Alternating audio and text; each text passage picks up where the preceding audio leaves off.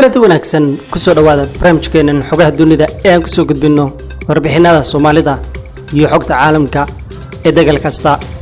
barnaamijkeena qodobada aan idiin soo gudbin doono waxaa ka mid noqon doona wasiir janan ayaa ugu dambeyntii gobolka Gedo lagu soo dhaweeyay wuxuuna si adag uga hadlay sababaha horseeday in dawladda uu la heshiiyo digniin adag waxa uu diray ciidda doonaysa in gobolka Gedo ay dagaal ka rido oo ay ka mid tahay Jubbaland iyo Kenya. dhabar jabka oo ku noqon doono wasiir janan siyaasadeed dalka Kenya ee arrimaha gobolka Gedo iyo waliba Jubbaland. madaxweynaha Jubbaland Axmed Madoobe oo xilkii ka qaaday wasiir janan waa kuma wasiir janan taariikhdiisa oo dhameystiran iyo dhageysan doontaan. dawladda federaalka ee Soomaaliya waxa ay digniintii ugu adkeyd ka soo saartay dawladda ay sheegtay inay faragelinayaan arrimaha gudaha ee Soomaaliya. waa kuwa talakaasi iyo xogo kale ay dhageysan doontaan. aan ku bilownay wasiirkii hore ee wasaaradda amniga dowlad goboleedka Jubbaland Cabdirashiid Xasan Nuur Janan ayaa lagu soo dhaweeyay degmada Balxaabo ee gobolka Gedo waxaana uu soo bandhigay sababaha keenay in uu la heshiiyo dawladda. Cabdirashiid Janan ayaa goob gaar ah kala hadlay shacabkii soo dhaweeyay waxa uu sheegay sababta uu la heshiiyay dawladda iyo in shacabka gobolka Gedo ay haystaan dhibaatooyin ay ka mid yihiin abaar, xanuun iyo cudurka corona. wuxuu sheegay in dhibaatooyinka ka jira gobolka Gedo awgeed uu qaatay go'aankaas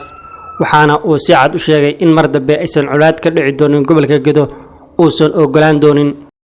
inta badan wasiir al-Cadaala hadal gabagabeeyay oo wax badan ku soo hadlay Allah barakeeyo waa u mahadcelinayaa xaqiiqiyan cid kasta oo arrintan dadaal ka geysatay oo dowladda federaalka ugu horeyso iyo shacabka Soomaaliyeed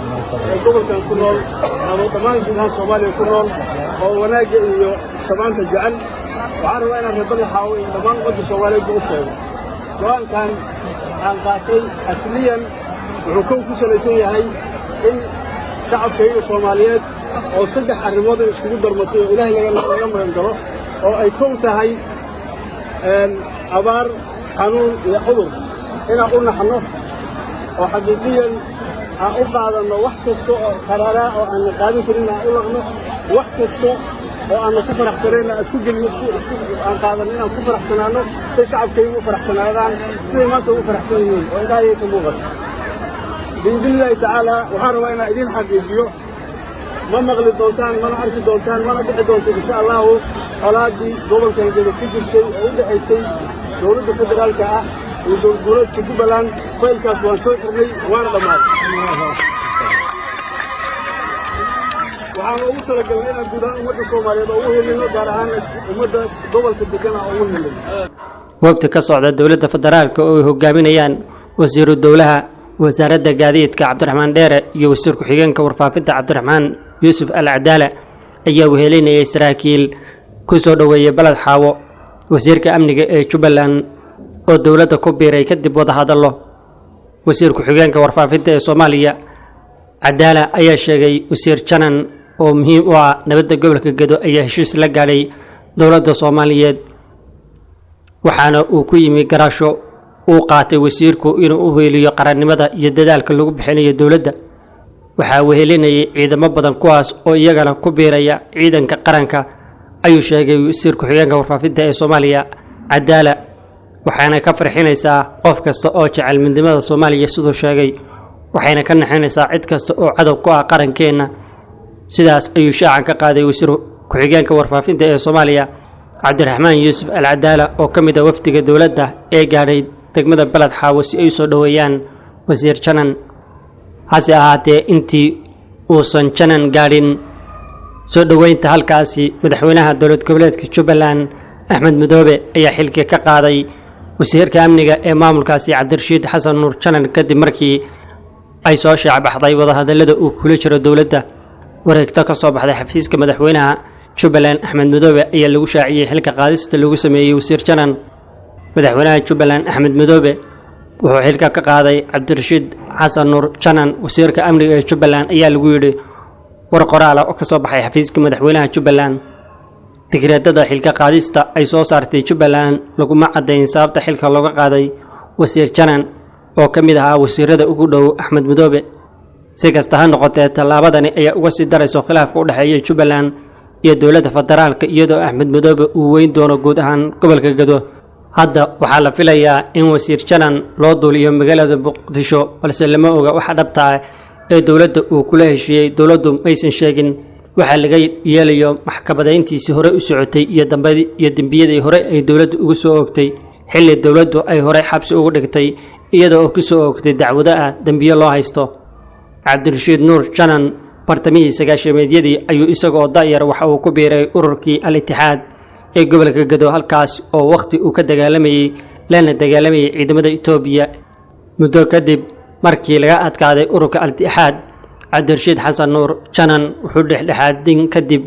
uu dib ugu laabtay magaalada Doolow ee Soomaaliya halkaas oo uu ka talin jiray maamul gacan saar la lahaa dowladda Itoobiya. waa halka uu ka helay fursadihiisa maamul. waxaa muddo yar kadib loo magacaabay gudoomiyaha degmada Doolow, taasna waxay sahashay in uu udub dhaxaad u noqdo siyaasadda gobolka Gedo intiisa badanna ay gacanta ku hayeen ciidamada Itoobiya. muddadii uu maamulayay magaalada wuxuu inta badan qabtay ammaanka iyo xarumo degmada oo la dhisay iyo hay'adaha samafalka ee ka shaqeeya koonfurta Soomaaliya oo dib loo furay, taas oo fursad shaqo u abuurtay dhalinyarada deegaanka. Janan waxaa la sheegay in uu dagaalo kala duwan galay sagaashameedyadii. waxa uu ka mid ahaa dhalinyaradii u dagaalami jiray ururka Al-Ittixaad, kaas oo uu ka helay khibradiisa dagaalka walow aanan la ogeyn tirada dagaalada uu waqtiga galay. markii uu noqday gudoomiyaha degmada Doolow wuxuu bilaabay inuu abaabulo ciidamo isaga ka amar qaata oo daacad u ah, kuwaas oo ay tababareen qalabayeen ciidamada Itoobiya. dagaaladii ugu cuslaa wuxuu la galay ururka dagaalamayaasha ee Al-Shabaab muddada ay haysteen inta badan degmooyinka gobolka Gedo. hase yeeshee Cabdirashiid Janan waxa uu ku dhaawacmay mid ka mid ah dagaaladii uu la galay ururkaasi, waxaana la sheegay in dagaalkaas kooxaha dagaalamayaashu ciidamadiisa ku dhex maray inta u dhaxaysa magaalooyinka Luuq iyo Garbaharey. dagaalkii ugu dambeeyay ee Balaxaawo waxaa looga qabsaday askar badan sida dowladdu ay sheegtay. sidoo kale waxa uu ahaa dagaal dad rayid ah ay ku geeriyoodeen. Cabdirashiid Janan ayaa dadka dhaleeceeya waxay ku eedeeyeen inuu gacan bir ah uu ku qabto dadka maamulkiisa ka soo horjeeda amaba su'aal geliya sida uu wax u maamulo. waxaa lagu eedeeyay in uu geystay tacdiyo ka dhan ah aadanaha. waxaa ka mid ah in uu dilay dad maxaabiis ahaa oo u xidhnaa maamulkiisa, siday sheegeen hay'adda xuquuqda aadanaha u dooda. hay'adda u dooda xuquuqda aadanaha ayaa sheegtay in wasiirka amniga ee Jubbaland tahay in uu gurto midhaha cadaaladda ee ay helaan dadka dhibaatada uu geystay. hay'adda Amnesty International oo u dooda xuquuqda aadanaha ayaa sheegtay in Cabdirashiid Janan looga shakisan yahay in uu mas'uul ka ahaa dambiyo ka dhana shuruucda caalamiga iyo xadgudubyo halis ah oo ka dhacay gobolka Gedo. waxaa ka mid ah carqaladaynta kaalmo bini'aadanimo, ayuu yidhi agaasimaha ku-xigeenka hay'adda Amnesty International ee Bariga Afrika. xadhigga Cabdirashiid Janan waa tallaabo muhiim u ah isla xisaabtanka la xiriira xadgudubyada xuquuqda aadanaha ee muddada sanadaha ah ay geysanayeen, iyada oo ciqaab aysan marin kuwii ka dambeeyay oo ah dadka awoodda leh ee Soomaaliya. ayuu yidhi baaritaanka iyo maxkamadaynta Cabdirashiid Janan waa inay horseedaa inay cadaalad helaan dhibanayaasha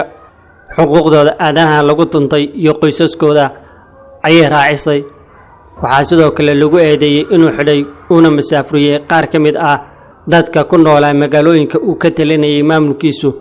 eedaha waxaa ka mid ahaa dagaal bartamihii sanadkii 2016 ka dhacay magaalada Balaxaawo, halka oo lagu dilay 2 qof halka lagu dhaawacay 6 kale. hay'adaha dabagalka qaramada Midoobay u qaabilsan Soomaaliya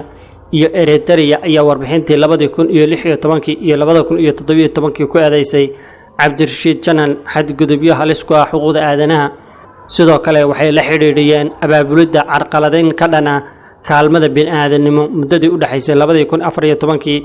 ilaa 2017. waxaa ka sii horeeyay eedda ahayd in uu si badheedha u toogtay oo meydkooda uu bannaanka u tuuray 4 qof oo haweeney ay ka mid ahayd oo ku jiray xabsiga degmada Doolow, sida lagu sheegay warbixin ay soo saartay kooxda dabagalka qaramada Midoobay ee Soomaaliya iyo Eritrea. dhammaan eedaha Cabdirashiid Janan gaashaanka ayuu u daruuray, wuxuuna sheegay in wararkaas aysan jirin oo ay yihiin buunbuunin dad diidan sida wanaagsan ee uu wax u maamulo. inta badan deegaanada uu ka talinayay ay isaga ay taageersan yihiin. cabdirashiid janan bilowgii sanadkii 2015 wuxuu dalka Itoobiya ku galay shil gaari dhaawac culus ayaa shilkaasi ka soo gaaray waxaana markii dambe lagu dabiibay isbitaal ku yaala dalka Itoobiya markii dambena dabadda ayaa loo qaaday shilkaasi wuxuu saameeyay caafimaadka cabdirashiid xasan nuur janan waxaana wajigiisa ka muuqda raadka qaliinka lagu sameeyay intii lala tacaalayay muddo ayuu uga maqnaa dhaawacaasi xafiiska awoodda badan ee uu ka hayay maamulka Jubbaland ee wasiirka amniga si kasta ha noqotee xasarada u dhaxaysay maamulka Jubbaland iyo dawladda waxaa qayb ka ahayd xadhigii loo geystay wasiir janan maamulka Jubbaland ayaa sharci darro ku tilmaamay go'aankii ay dawladda federaalka Soomaaliya xabsiga ugu taxaabtay wasiirka amniga Jubbaland cabdirashiid janan waxayna ugu baaqday in si degdeg ah loo sii daayo bishii January ee sanadkii la soo dhaafay waxaa soo baxay warar sheegaya in cabdirashiid janan ka baxsaday xabsiga dawladda ee Muqdisho ku-xigeenka taliyaha booliska Soomaaliya Sareeye Guuto Sakiye Xuseen ayaa waxa ay baxsadkiisa ay ku shaacisay barta Facebook dhowr maalmood ee ugu horeeyay maamulka Jubbaland wuxuu sheegay in uu shaki ku muujiyay arintaasi baxsashada